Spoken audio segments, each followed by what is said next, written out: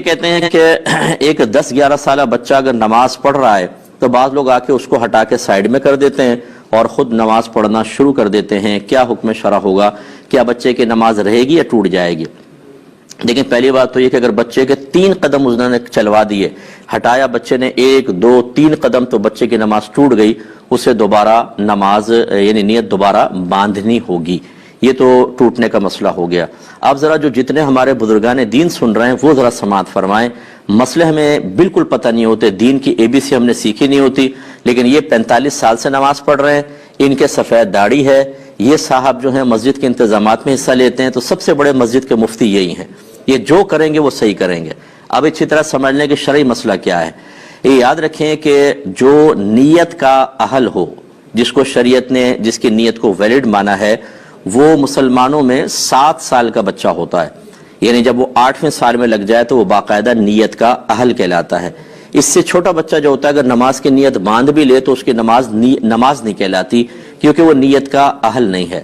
ہاں اگر سمجھدار بچہ ہے 6-6.5 سال کا مثلا اور بڑا بھی لگتا ہے تو ٹھیک ہے، اس کا بھی اعتبار کرنا چاہیے، لیکن عمومی طور پہ نیت کا اہل 7 سال کا بچہ ہوتا ہے، اسی لیے اس کو سمجھدار بچہ کہتے ہیں.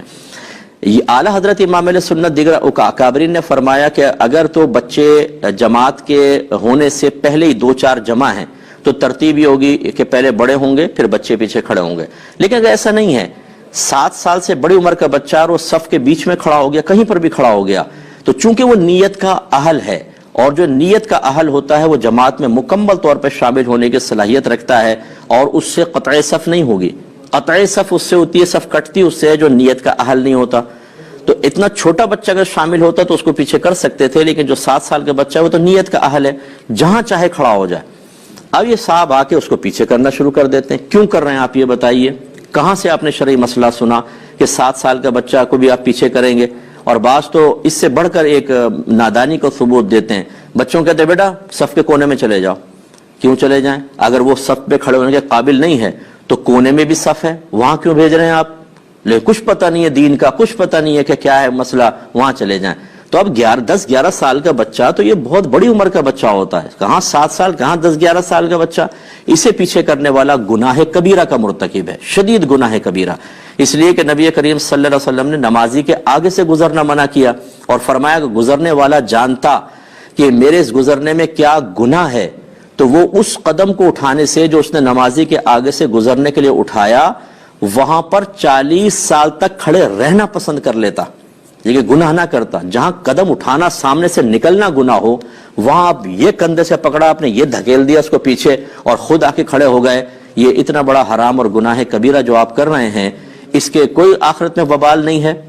لیکن چونکہ آپ کی داڑھی ہے، چونکہ آپ 45 سال سے نمازیں پڑھ رہے ہیں، کیونکہ آپ کے بال سفید ہو گئے ہیں، اس لیے جو چاہے کریں. تو اس لیے جو ہمارے ایسے بزرگ سن رہے ہیں، کوئی میرا خدا نہ خواستہ کسی کی تحقیر کرنا مقصود نہیں ہے، لیکن جو جہالت کا مظاہرہ کرے گا اس کو عزت دینے کا بھی شریعت نے حکم نہیں دیا ہے. ایسے لوگوں کو خدا کا خوف کرنا چاہیے. اور بچے ویسے ہی ہمارے مسجدوں میں نہیں آتے. یہ اس قسم کے لوگ جو ڈانٹ ڈپٹ کے ادھر جاؤ، کونے میں جاؤ، کیوں بیچ میں کھڑے ہوئے، پیچھے دھکا دے رہے ہیں، بچے مایوس ہو کے چلے جاتے ہیں. اس سے بہتر ہے کہ آپ مسجد میں نہ آئیں، کیونکہ آپ کو پتہ ہی نہیں کہ کیا کرنا ہے کیا نہیں کرنا. آپ الٹا گناہگار ہوں گے. آخری وقت اپنا وہاں پہ اپنے گھر پہ اللہ اللہ کریں، یہ زیادہ بہتر ہے آپ کے لیے. چہ جائے کہ آپ بغیر علم کے مسجد میں آ کے فتنہ فساد کریں. بعض اوقات بچے اتنا شور نہیں کرتے جتنے اس قسم کے لوگ شور مچاتے ہیں. اتنا شور ہوتا ہے، چیخ چیخ کے بچوں کو کہہ رہے ہوتے ہیں. بھائی اگر وہ بچے شور مچا رہے ہیں مسجد میں، غلط کر رہے ہیں، لیکن آپ جو ڈبل شور مچا رہے ہیں وہ تو خلاصہ کلام یہ ہے کہ برا نہ مانیں. ہمارے الفاظ بعض اوقات آپ کو سخت محسوس ہوں گے، لیکن اگر نبی کریم صلی اللہ علیہ وسلم ایسی چیز ملاحظہ فرماتے تو آپ اسی طرح جلال میں تشریف لاتے ہیں. اصل میں ہم نے تو پڑھی نہیں حدیثیں، سرکار کی رحمت کے واقعات تو پڑھے ہیں، ذرا جلال کی بھی پڑھ لیں کہ نافرمانی رب پہ سرکار صلی اللہ علیہ وسلم کس طرح جلال میں تشریف لاتے تھے. یہ اس وجہ سے ہماری مسجدوں کا بیڑا غرق ہو چکا ہے. جو لوگ صاحب علم نہیں ہیں وہ ایسے بھی آپ کو ملیں گے کہ اگر کوئی عالم سمجھانے لگے گا وہ اس کے خلاف ہو جائیں گے. نہیں، ہم جو کر رہے ہیں وہ صحیح کر رہے ہیں، آپ غلط کہہ رہے ہیں. صرف اپنی ایگو، انا، صرف اپنا وہ پن، بڑا پن، اور یہ سوچنا کہ اگر میں ان کی مان لوں گا تو پوری مسجد کہے گی آپ کو تو پتہ نہیں تھا. اس آپ نے آپ کو جھوٹی عزت کے دائرے میں لانے کے لیے اور جھوٹی حقیقی ذلت سے بچانے کے لیے اس طرح کے معاملات. تو بہرحال ایسے بچوں کو بالکل نہ روکا جائے.